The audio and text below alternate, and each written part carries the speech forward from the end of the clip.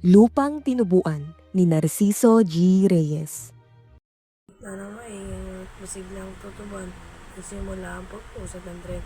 Narinig ang sigawan ng mga batang tinda ng mga babasahin, gaya ng tribon, talima at liwayway. Kapansin-pansin ang pagmamadali at pag-aalala ng mga pasahero na nagpapaalala sa bababaan, pinagbibili na huwag bibitawan ang mga bagay dahil sa mga magnanakaw, at may mga naghihiwalayan na mag-asawang nangakong susulat araw-araw. Sa wakas, tumakbo na rin ang tren. Lulan sina Danding, Tia Juana at Tio Goryo. Naiwan sa likod ang gulo at init ng tutuban. Hay, salamat at tayo nakatulak na rin. Kay init doon sa istasyon, sabi ni Tia Juana.